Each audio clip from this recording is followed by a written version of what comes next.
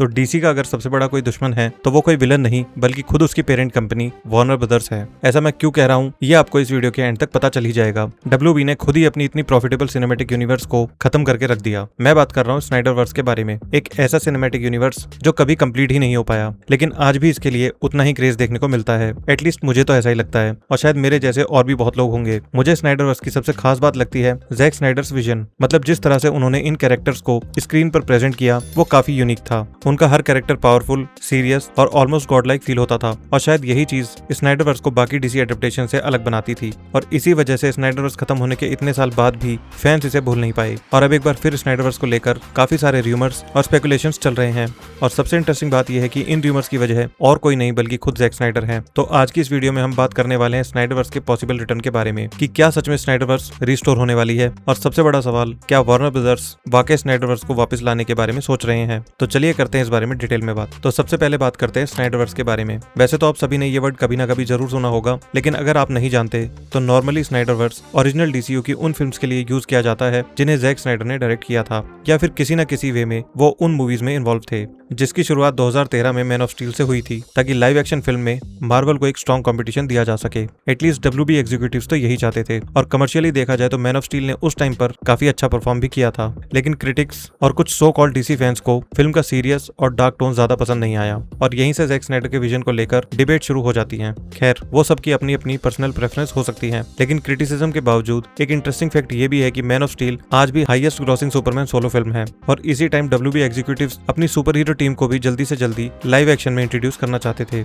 Man of steel के बाद Jack Snyder Batman v Superman dawn of justice को direct कर रहे थे, जो टेक्निकली मैन ऑफ स्टील का सीक्वल था। लेकिन इस फिल्म में सुपरमैन की स्टोरी कंटिन्यू करने के साथ साथ बैटमैन और फ्यूचर जस्टिस लीग कैरेक्टर्स को भी इंट्रोड्यूस कर दिया गया। काफी फैंस को लगा कि WB जस्टिस लीग को बिग स्क्रीन पे इंट्रोड्यूस करने के लिए इन कैरेक्टर्स को फिल्म में फोर्सफुली ऐड कर रहे हैं। हालांकि जैक स्नाइडर ने इन सभी कैरेक्टर्स को काफी अच्छे से फिल्म में फिट भी कर दिया था, लेकिन बैटमैन वी सुपरमैन डीसीयू की सिर्फ सेकंड फिल्म थी, और नॉर्मल मूवी गोयर्स के लिए ये कैरेक्टर्स एकदम नए थे, इसलिए वो ठीक से इनसे कनेक्ट भी नहीं कर पाए। मतलब एक तरफ मार्वल अपनी सिनेमैटिक यूनिवर्स को कई सालों और मल्टीपल फिल्म्स के थ्रू ग्रेजुअली बिल्ड कर रहा था, और दूसरी तरफ WB अपनी सेकंड फिल्म में ही बैटमैन, सुपरमैन और वंडर वुमन को एक साथ लाकर जस्टिस लीग की फाउंडेशन सेट करना चाहता था। सबसे बड़ी बात, जैक स्नाइडर ने बैटमैन वी सुपरमैन का एक लेंथी वर्जन बनाया था, लेकिन थिएट्रिकल रिलीज के लिए WB ने फिल्म को 2 घंटे 30 मिनट तक कट कर दिया था। मतलब फिल्म से लगभग 30 मिनट की फुटेज हटा दी गई, और ऑब्वियसली इतने इंपॉर्टेंट सीन कट होने की वजह से स्टोरी और कैरेक्टर्स को समझने में कुछ जगह प्रॉब्लम्स आनी ही थी। बाद में Batman v Superman ultimate edition release की गई, जिसमें ये डिलीटेड सीन्स वापस ऐड किए गए थे,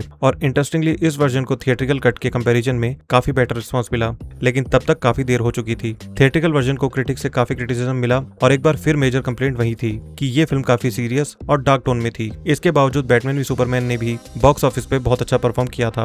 इसी दौरान जैक स्नाइडर डीसीयू में अपनी third film justice league direct कर रहे थे, लेकिन बैटमैन वी सुपरमैन को उसकी डार्क टोन और सीरियसनेस को लेकर जो क्रिटिसिज्म मिला था उससे WB एग्जीक्यूटिव्स काफी कंसर्न थे। इसलिए WB की तरफ से जैक स्नाइडर पर प्रेशर था कि जस्टिस लीग को थोड़ा लाइटर और फन टोन में रखा जाए, मतलब फिल्म्स में वन लाइनर, ह्यूमरस मोमेंट्स और लाइटर इंटरेक्शन ऐड किया जाए, जैसे मार्वल मूवीज में होता है, और ऐसा हुआ भी। अगर आप जस्टिस लीग के अर्ली टीजर्स को देखें तो ये डिफरेंस क्लियरली नोटिस भी होता है। मैन ऑफ स्टील और बैटमैन वी सुपरमैन के कंपैरिजन में जस्टिस लीग फिल्म की टोन काफी लाइट फील हो रही थी, लेकिन इस फिल्म में WB का इंटरफेरेंस धीरे धीरे काफी बढ़ता जा रहा था, और ऑब्वियसली कोई भी डायरेक्टर नहीं चाहेगा कि उसकी फिल्म के क्रिएटिव डिसीजंस में स्टूडियो इतना ज्यादा इंटरफेयर करे। इसी दौरान जैक स्नाइडर की डॉटर ने सुसाइड कर लिया था। इस पर्सनल ट्रेजेडी के साथ साथ फिल्म पर बढ़ता स्टूडियो का प्रेशर भी था, और इन सब के चलते eventually Jack Snyder Justice League से अलग हट गए। इसके बाद WB ने जॉस व्हीडन को फिल्म कंप्लीट करने के लिए हायर किया। जॉस व्हीडन इससे पहले मार्वल के लिए द एवेंजर्स और Avengers age of Ultron direct कर चुके थे। उस वक्त WB की तरफ से बेसिकली यही कहा गया था कि जॉस व्हीडन का काम सिर्फ जैक स्नाइडर की एग्जिस्टिंग विजन को कंप्लीट करना है, और फिल्म की स्टोरी या ओवरऑल डायरेक्शन में कोई मेजर चेंज नहीं किया जाएगा।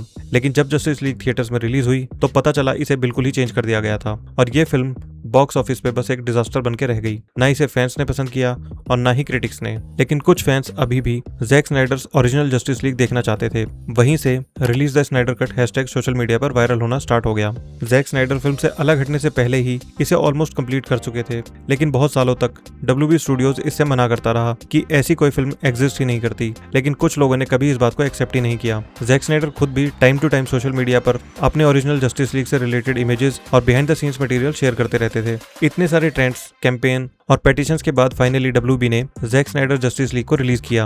और ऑनेस्टली ये फिल्म थिएट्रिकल वर्जन से ऑलमोस्ट 1000 टाइम्स बेटर थी, लेकिन प्रॉब्लम ये थी कि ये फिल्म भी एक क्लिफ हैंगर पे खत्म हुई। हमें कभी ये पता ही नहीं चल पाया कि आगे क्या होने वाला था और जैक स्नाइडर की ये स्टोरी एग्जैक्टली कैसे एंड होगी। इसके बाद वार्नर ब्रदर्स ने DCU को सॉफ्ट रिबूट करने की कोशिश भी की और अब एक कंप्लीटली न्यू DCU भी स्टार्ट हो चुका है, लेकिन अभी तक कोई भी फिल्म वो मैजिक क्रिएट नहीं कर पाई जो जैक स्नाइडर की फिल्म्स ने किया था। इसी वजह से फैंस एक बार फिर रिस्टोर द स्नाइडरवर्स हैशटैग को ट्रेंड करवाने में लगे हैं। फैंस का मानना है कि जिस तरह WB ने फैंस की डिमांड को एक्सेप्ट करके जैक स्नाइडर जस्टिस लीग को ग्रीन लाइट दी थी, उसी तरह एक दिन स्नाइडरवर्स को भी ग्रीन लाइट मिल सकती है। और अगर ऐसा होता है तो जैक स्नाइडर अपनी प्लान स्टोरी को कंप्लीट कर सकते हैं। वैसे जैक स्नाइडर ने कई बार कहा है कि वो अपनी पूरी स्टोरी को सिर्फ 5 फिल्म्स में कंप्लीट कर सकते हैं। इनमें से 3 फिल्म्स हम ऑलरेडी देख चुके हैं, Man of Steel, Batman v Superman और जैक स्नाइडर जस्टिस लीग। यानी सिर्फ 2 और फिल्म्स की जरूरत है और स्नाइडरवर्स की मेन स्टोरी कंप्लीटली कंक्लूड हो सकती है। वैसे अब स्नाइडरवर्स फैंस के लिए थोड़ी बहुत होप नजर आ रही है। जैक स्नाइडर जब से इंस्टाग्राम पे आए हैं तब से वो DCU और अपने पुराने DC प्रोजेक्ट से रिलेटेड काफी सारे पोस्ट शेयर कर चुके हैं और इन्हीं पोस्ट ने